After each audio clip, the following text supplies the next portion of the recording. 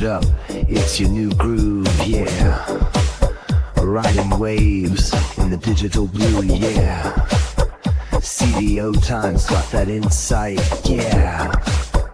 For the execs in the tech light, yeah. Bridging gaps with every tune, play it. Sync your mind to the tech boom, slay it. Welcome back to another episode of Bytes of Brillians, Digital Boardroom Insights, where we cut through the noise and dive into what truly drives digital leadership today. I'm your host, Carsten Kraus, founder of the CDO Times and also with CDO Media. And today we have someone joining us who knows how to take a legacy brand and turn it into a digital powerhouse. Mir has been building a culture of engineering excellence, transforming platforms, and scaling digital products at one of the world's most iconic consumer brands, Kraft Heinz. Recently left Kraft Heinz, but obviously there's a lot of good lessons learned and things that Mir can join with us, with the audience. So joining us today is Mir Ali. He's the previous global head of software engineering and digital product delivery at Kraft Heinz. Mir, it's so great to have you here. Thanks for jumping into the digital boardroom with us. Maybe let's start at the beginning of Kraft Heinz or other things in your career that you want to highlight to where you are right now. For instance, when you stepped into the digital engineering role and back in 2021, what was the digital landscape like? Very good. First of all, Carson, thank you so much for having me here and giving me an opportunity to share my journey, what I have done in the past, and to get the benefit of me here because I'm coming out fresh from Kraft Heinz recently. So first interaction where somebody is asking me to do it, and it actually gave me a moment to reflect.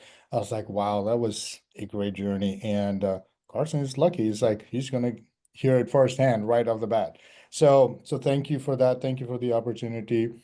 So the question, I think when I got to, first of all, the journey into Kraft Heinz, so I'm grateful and thankful to my manager back then, Monty, who gave me an opportunity to come to help drive digital in Kraft Heinz. Somebody not knowing manufacturing, not knowing how things are done, coming from pure tech and engineering background, trying to do it. So grateful for the opportunity, but I was ready to jump on. So things that I've noticed as I landed there, it's like, number one, the commitment of leadership. They were fully committed on digital. Digital was set up as a startup within the organization. They were given the tools, the resources, and sort of the support to really drive digital. So that's number one. So full leadership commitment there. Number two, there has been some legwork that was done. So there was a great partnership with McKinsey to lay the foundation of digital, what the North Star could look like. So there was a good roadmap put in place, and we were holding hands of some of the best, right? So that's number two. Number three, there was enough team in place, and they were all excited. So everybody excited to get on the journey. They're ready to rock and roll. So coming in, looking at all of this, and best thing I've done. As far as the ecosystem wise, right? So there was some foundation laid for the cloud part, for the data part, for the tools part. So the ecosystem was ready to get go, and the team structure was getting there. Excitement all around digital. So when you get those kind of environments, you're just like amazing. So that's what the environment was and the landscape was. So to me, it was like, wow, definitely the right choice. Nice. That sounds like an exciting opportunity and challenge. Talking about opportunities for change, when you came in there and you had all these foundations, what were the things that you prioritized to build, scale, maybe to fix? So with the startup mentality, right? So the things were started with that mentality. Let's get going. Let's just get something out there. Let's just prove the value. So obviously, when you're trying to do that MVP mindset, so things that you do would require a little bit of a process behind to really scale, right? So as I got in there, so I see that the team's structure is there. We're using Agile, the pod structure, product structure there. So things are there. One of my responsibility coming in is like, you got to make sure you work with our counterparts, IT. So digital was set up separately and IT. So one of my main responsibility right, is to make sure I bring and work with IT to make sure our tech tools, standards, and processes are coming together. So number one, make sure we align from that and make sure we understand roles and responsibility, what we do.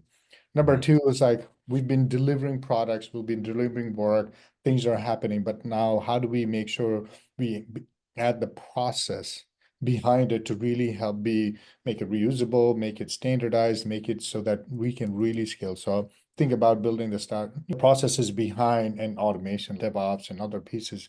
So to really drive that. Number three is like change management wise, like making sure we're getting a little bit more disciplined about how we roll things out so that we can manage support, right? It's not that. So those are things that were top of the mind, get this thing going. And then the last thing was about design. So mostly when we started, right, it's the maturity curve, and you start with insights before you build any big products. You started. So as we started to build architect things, we're thinking of the scale part, right? So we want to make sure when we design the product, is like make sure it's modular, it's broken down, it's componentized, automation behind the scenes, and making sure it's like this is something that we can maintain, transition, and scale easily. So all of this behind our thought process. So that's how we got prioritized and we got going. One of the first product that we deployed in production, full product, was called Kraft.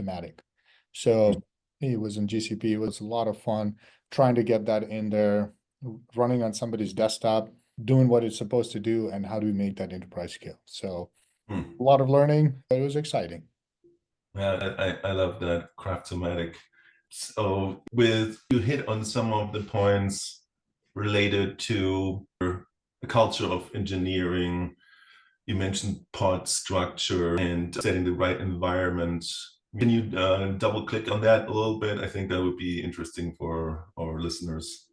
Look, culture, especially, I think I'd speak about engineering culture. I think it's very important to lay that out. So let me actually backwards. So 2025, March 18th, Fast Company recognized Kraft Heinz for manufacturing innovation.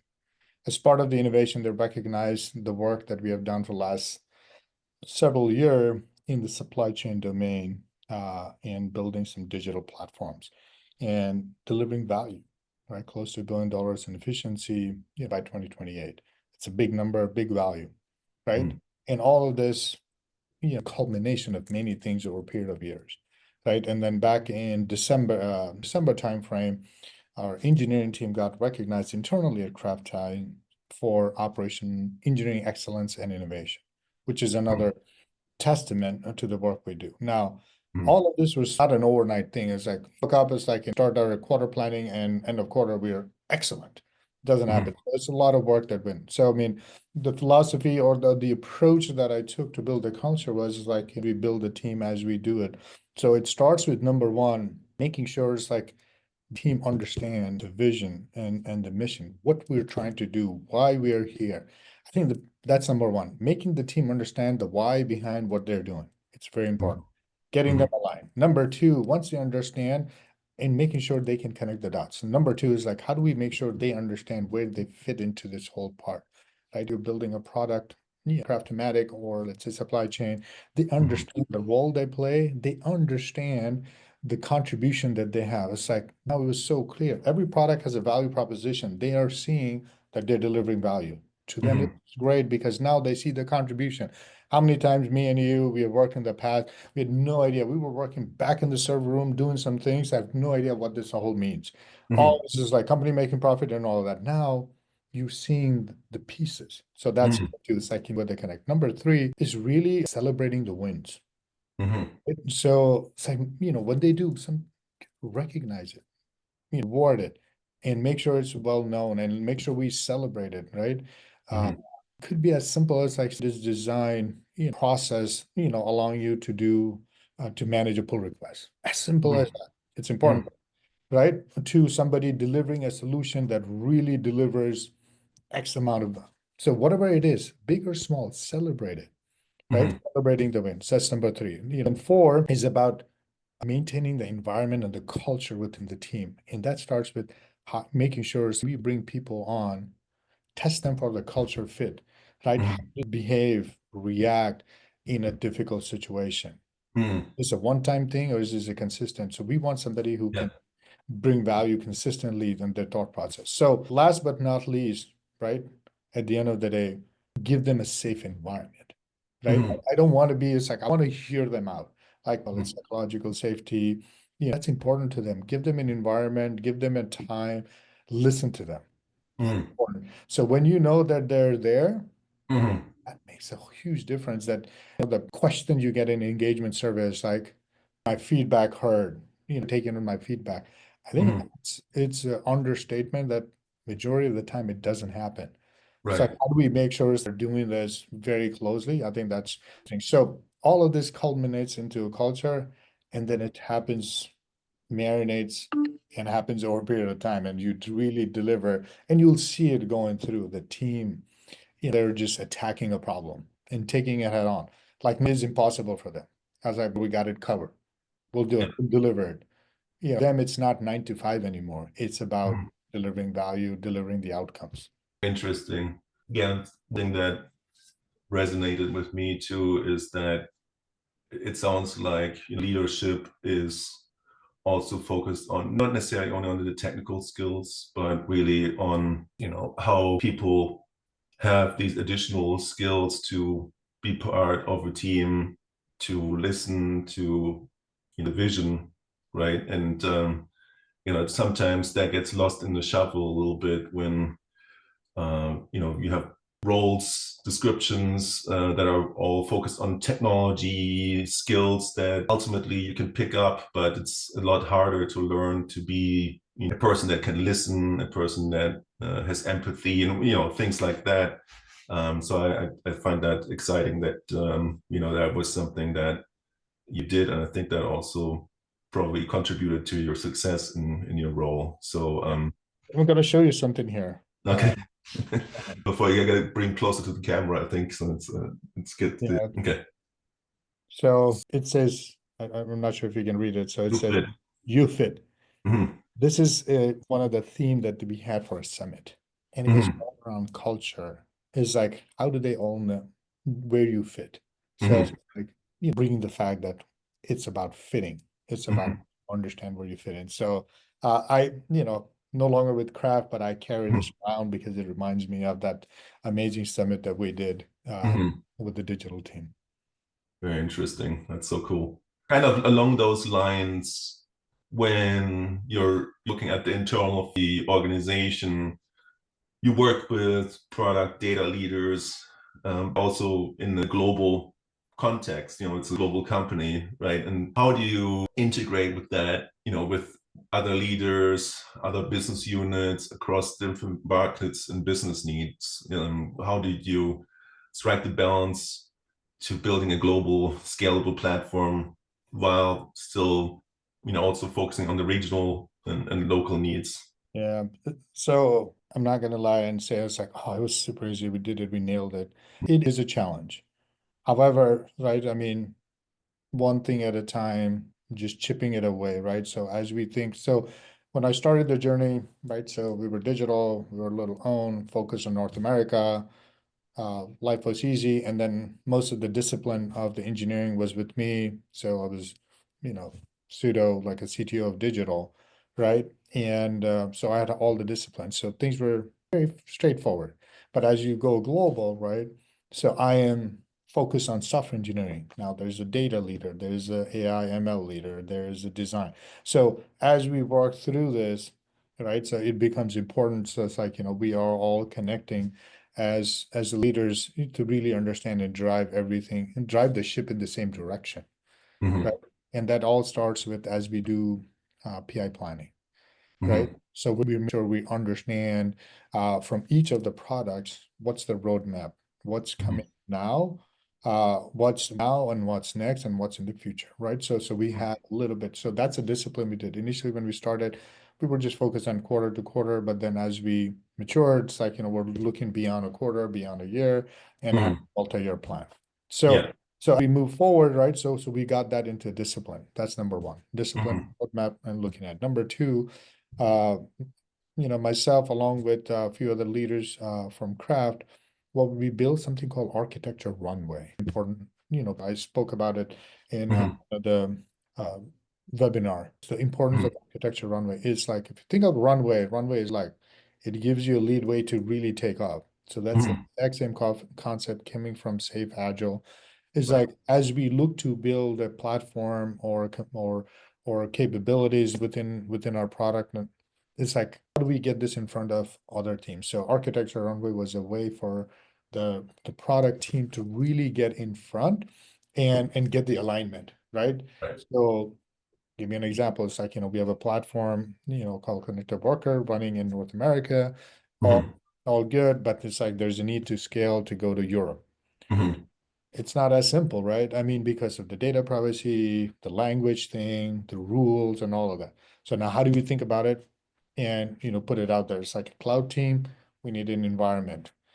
Design team, we need to really think about the language and the translation, right? The product team is like, hey, we need to really see the rules. So as you can Mhm. see, right? So now we're giving them the architecture runway, gives them a picture to see what's coming so they can plan the work. That's number Mhm. two. Number Mhm. three, change management, making sure it's like, it's have great product, but if it's sitting on the shelf and nobody using it, there's no value, just waste of time, right? So making sure change management by, we're really thinking through the user experience, user design, and making Mhm. sure it's like we have a right process in place to really scale the product, because the value of the product comes from people using it. So Mhm. those are sort of the three critical things that really sort of help us stay aligned, build the products that can scale and deliver value. Mhm. Yeah, I can relate to that.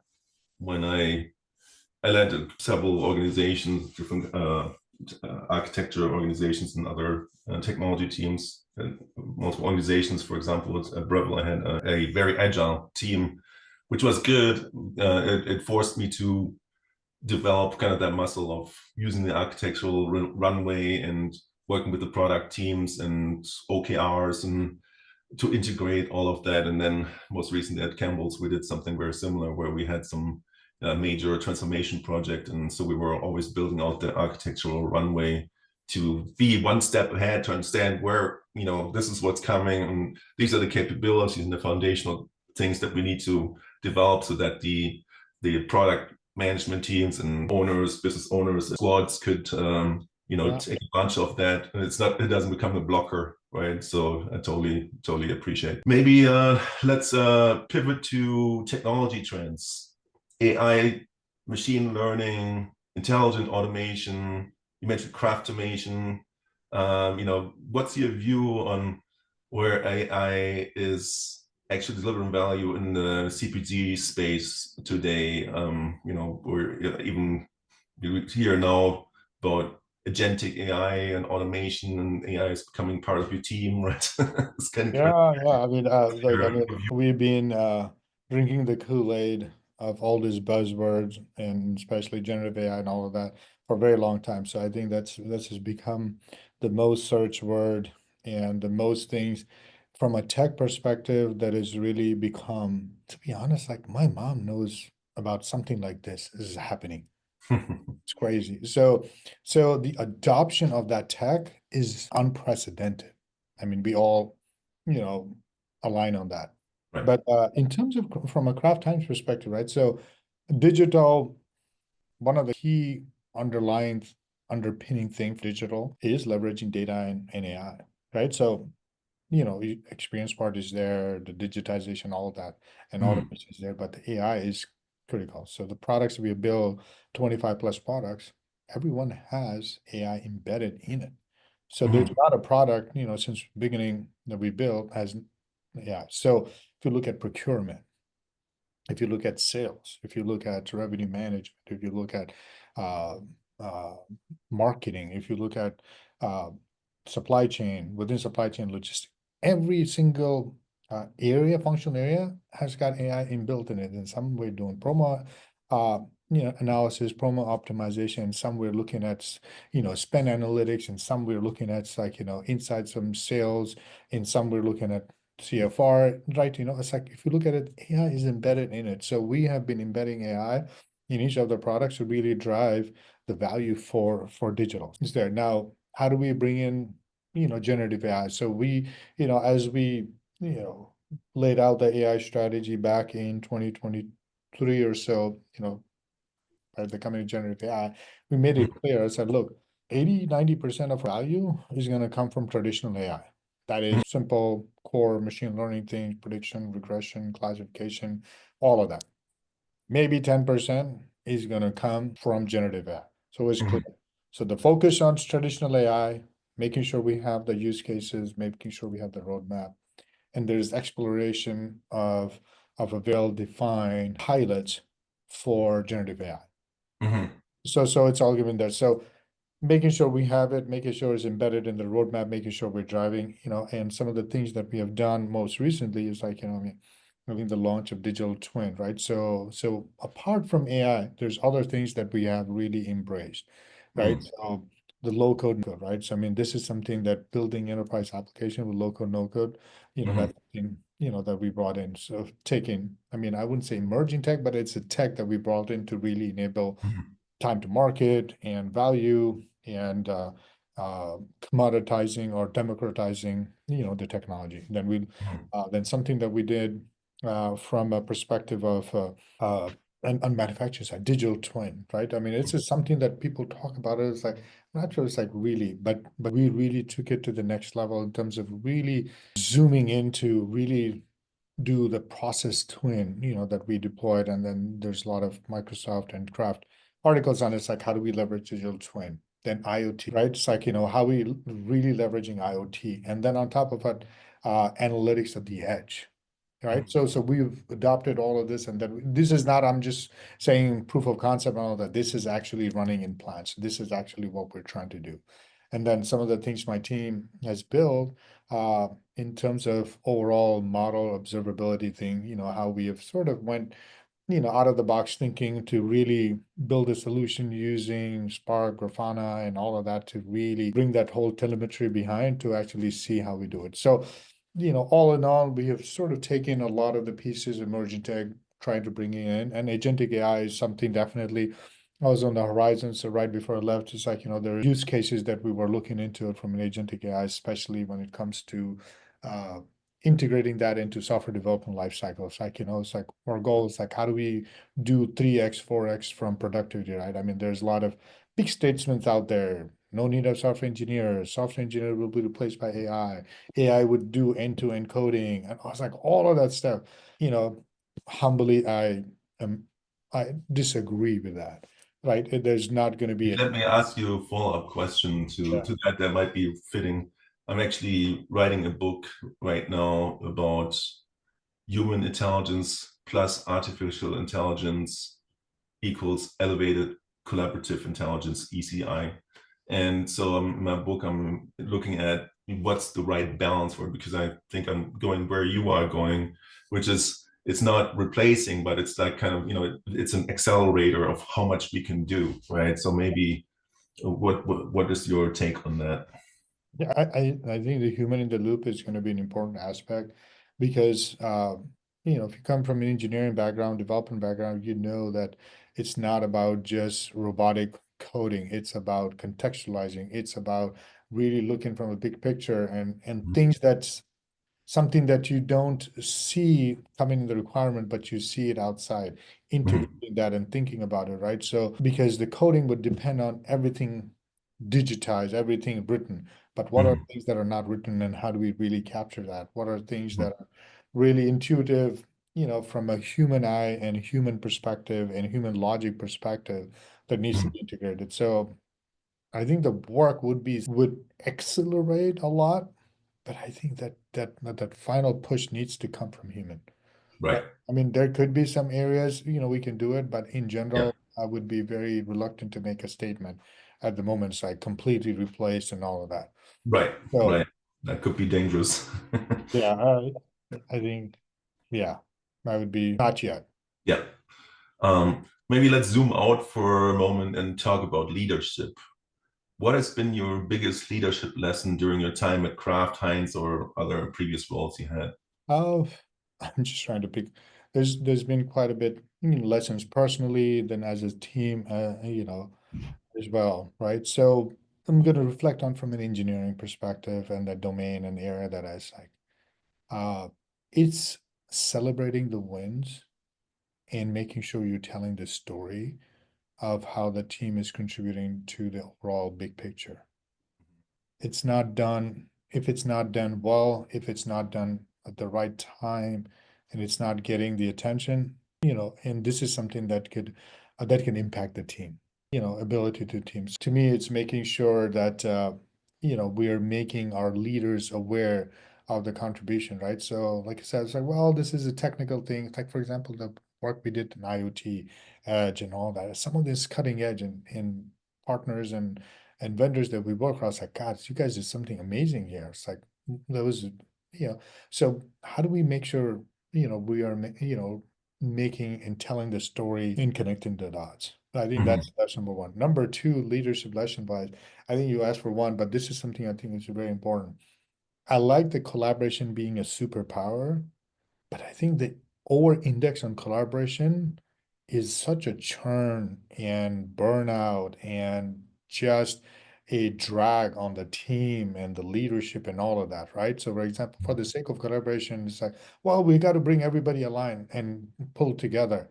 Imagine the number of meetings you have, the follow-up checklists you have, all of that. So, Paralysis. so that's why it's like, to me, it's like collaboration is there, but I think there is a balance between collaboration and over collaboration. So those are two things I think that's top of it. So, as I move forward, these are things that I want to make sure I get good at it and I'm disciplined, especially around collaboration, right? Not everybody needs to know part of it and discussion and all of that. I think that's something that has to be done better. Right, right. So obviously you're kind of looking at your next step in your career. You're have all this experience. What kind of challenge or opportunity would you love to tackle in your next step in your career? I really enjoy the role that I had. Partly because, I am a business person who happens to know tech and leveraging tech to deliver business value. I think that's money. And so I want to continue doing that where it's like, immerse myself, understanding the business and use my background of tech for decades to really help deliver that value. Because there's a lot of people out there that are so strong on the tech side, but then just missing that connection. So all that value is just not getting utilized. So it's like, how do I become the champion for business driving tech? So I still want to make sure I'm learning and continuously growing on the tech part, right? And I'm spending time to understand what's new, emerging in the context of the business, but using those to really enable the business. So I want to continue that path, continue those roles. So as I move forward, so I'm looking for those kind of opportunities to really make an impact for the business. Right? Nobody wants you to come in a company to say, I want you to really come in and make an impact on tech. Like, so where I go, this is what I have top of mind. It's like, how do we really enable the business? Yeah, I can highly recommend to read up on CDO Times articles and some new trends and also see in media events. So that's always a great opportunity to network and learn from peers like yourself, right? So maybe towards the end of the podcast, I always like to do this fun rapid fire round of questions. So you ready to get started? Can I put you in the hot seat? Let's do it. Let's do All it. right. I love it. All right, ready, let's go. All right, what was the first tech gadget that got you hooked? Do you remember Palm Pilot? Yes. Yes. Always had that in my pocket. And I just love that little stencil that I was able to write. So reminders, notes, to-dos. Oh man, I loved it. Palm Pilot. Is there a book every digital leader should read at least once? It's a book called Inspired by Marty Kagan. I think because as you look at digital, this is a book that I got access to late, but as you look to build digital product, I think it's a really good book that talks about how to build something that customer loves, and he is breaking down. Amazing book. I have to check that out. Inspired. Yeah. One engineering myth you wish would finally disappear. I just talked about it's like, assuming that all engineers, they just worry about code, they don't care about what the business does. Absolutely false, absolutely wrong. It's like people care where it fits in. So yeah, that's not, coming from an engineering coding. Oh yeah, I would have. So that's a big myth there. Yeah, yeah, makes sense. I agree. Remote hybrid office. What's the real sweet spot for engineering teams? I think hybrid is a real sweet spot because, like you said, right, you don't want to really be on that myth about they just left to code. So in order to really balance that out, I think the hybrid is to me is something that I love. Yeah, yeah, I think it's tough sometimes to build lasting relationships and trust when you're always on a Zoom call, right? It's just face to face. It's just something you can't replace. It even rhymes. What excites you most about the next 5 years in consumer tech or consumer products? And it's like, I want to say the speed that we're looking at AI and how that is coming into play. I think that's going to really every year is going to be so keeping an eye on AI, agentic AI. We talk about AGI and in ASI and all of that. I think that's number one. Number two, I think it's just the whole macroeconomics aspect of it in terms of how things are shifting and we need to handle, right? So there's a lot of talk about remote workforce and shifting, mostly from the technology outsourcing. I think this seems like it's coming back. It's like a circle. The other piece is like the consumer front, consumer technology, consumer tech. Some of the things are getting really, really exciting. So talk about AR, VR. I think that's going to take a big role, as we look forward. And then I'm hoping Biden's like the whole quantum part of it, and as like how do we leverage this? I mean, it's going to play a part, but there's innovation happening, NVIDIA and then Microsoft announces a chip, and then Google. So I think there's a lot of promise out there. So the whole quantum computing, that's going to change how we do, AI in the future. Yeah, promise, and also some challenges for cybersecurity for sure. Yeah, 100%. And then Passwords a lot. lastly, it's like, as you touched on it, it's just the whole how we evolve AI governance, security, Yeah, and everything. I mean, man, it's like think about agentic AI. yeah, It just frightens me. It's like, man, it's like imagine an attack. And I'm sure there's somebody who's smarter than us is thinking about how to get the, agents to hack. Man, it's something to keep in mind. Yeah. yeah. I wrote a couple of articles about it. I can forward you some Yeah, interesting. that would be great. Yeah. Just a couple days ago, I was trying to call Marriott and talk to a manager. And first I talked to an AI agent that was doing the intake, and then transferred me to another AI agent that further was like the second level. And then the third level was actually to talk to the front desk. So it's just, it's happening, right? Companies are investing in it and they're doing it. And sometimes it's good, sometimes it's not so good. But, I think that's where we come into the picture and help organizations to steer them a little bit and help them to leverage this technology. So it has, works for consumers and it works for internal teams.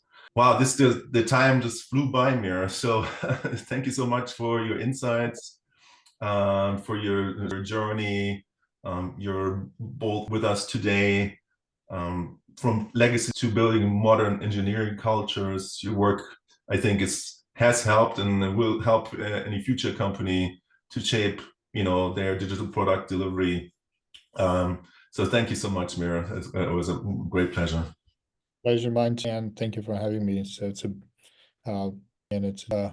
amazing to share the journey and reflect on it. So thank you for giving me that opportunity. Absolutely. And for our listeners, if you found today's episode valuable, make sure you subscribe to the Digital Insider newsletter on LinkedIn, my newsletter, and also join us at CDO Times for more thought leadership frameworks like the Elevated Collaborative Intelligence Framework and other exclusive executive insights. We'll see you next time in the Digital Boardroom. Groove, yeah. riding waves in the digital blue, yeah. CDO times got that insight, yeah. For the execs in the tech light, yeah. Bridging gaps with every tune, play it. Sync your mind to the tech boom, slay it.